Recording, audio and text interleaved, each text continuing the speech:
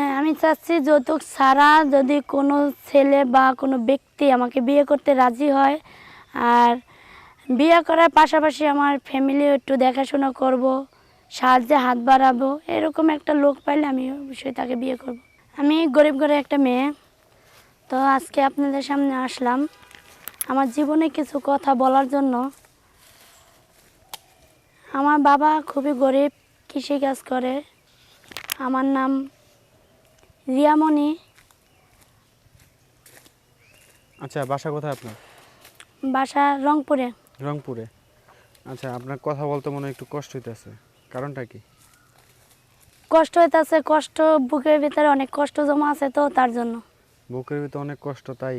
জি। কি এমন কষ্ট? যে কষ্ট, গরিব হয়ে জন্ম নিছি, আমাদের শখ থাকলেও মনে করেন শখ পূরণ করতে পারি না, ইচ্ছা থাকলে ইচ্ছা পূরণ করার কোনো ক্ষমতা নেই। তাই? জি। আচ্ছা, তো আপু হঠাৎ এই প্রতিবেদনে আসার কারণটা কি?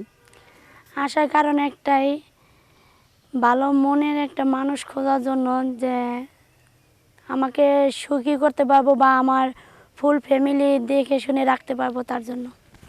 কেন আপনার ফ্যামিলি দেখে রাখবে কেন?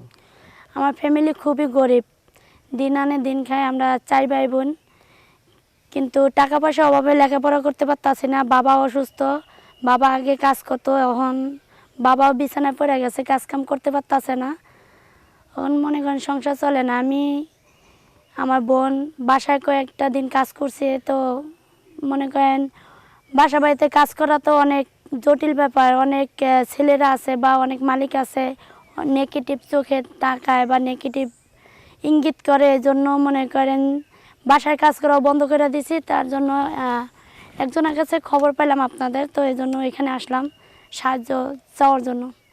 মানে মোটামুটি কি মানে সাহায্য কি বলতে কি অর্থের সাহায্য না দরকার, না কোনো একটা ভালো মানুষ দরকার যে পাশে দাঁড়ানোর জন্য? অর্থের সাহায্য না, আবার অর্থের সাহায্য দরকার। অর্থের সাহায্যের পাশাপাশি আমার ভালো মনের একটা মানুষ দরকার, যে আমাকে ভালোবাসবো, বিয়ে করব, সুখী সংসার করব, আর আমার ফুল ফ্যামিলি দেখাশোনা করব যতটা সম্ভব। আমার তো ভাই নাই, আমরা 4 বোন, তো সে যদি চায় যে না আমার ফুল ফ্যামিলি দেখাশোনা করব, আমার 3টা বোন আছে, আমি বাদ দিয়ে তাদেরকে বিয়ে দিব বোন ভেবে, বা আমার বাপ মা দেখাশোনা করব, আমাকে ভালোবাসবো, সংসার করব, এরকম একটা লোক খোঁজার জন্য আর কি অনলাইনে আসলাম।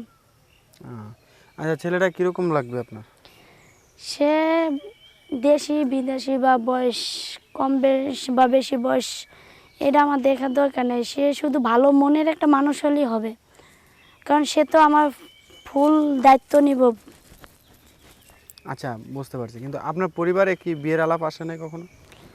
আসে, কিন্তু বললামই তো অভাবের সংসার, যৌতুক চাই, যৌতুক দেওয়া তো আমার সম্ভব না। যে মানে এ পর্যন্ত কয়টা আলাপ আসছে বিয়ের? অনেকগুলো আলাপ হয়েছে, প্রায় 20-25টা আলাপ আসছে, কিন্তু বিয়ে হচ্ছে না। যৌতুক চাই 1.5 লাখ, 2 লাখ, 3 লাখে তো টাকা দেওয়া তো আমাদের পক্ষে সম্ভব না। বুঝতে পারছি। তো এখন আপু মানে মোট কথা হচ্ছে যে এখন আপনি চাচ্ছেন কি যৌতুক ছাড়া মানে বিয়ে করতে নাকি?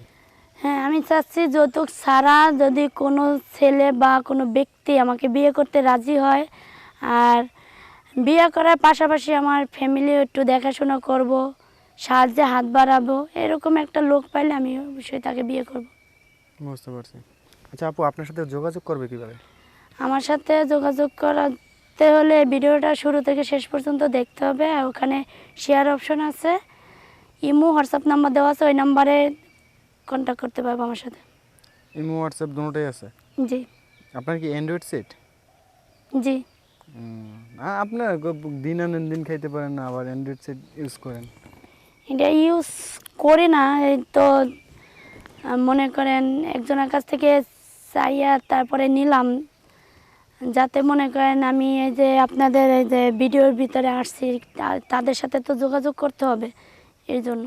মানে এটা কি ধার নিছেন না আপনাকে একবারে দিছে, একবারে চাই না নিছেন? না, একবারে দেয় না, ধার নিছে, কিছু দিনের জন্য দিছে, যাতে আমি কয়টা দিন চালাইতে পারি, তাদের আমি একটা মনে মানুষ মিলাইতে পারি, মিলাইতে পারলে আবার তাদেরকে দিয়ে দিব।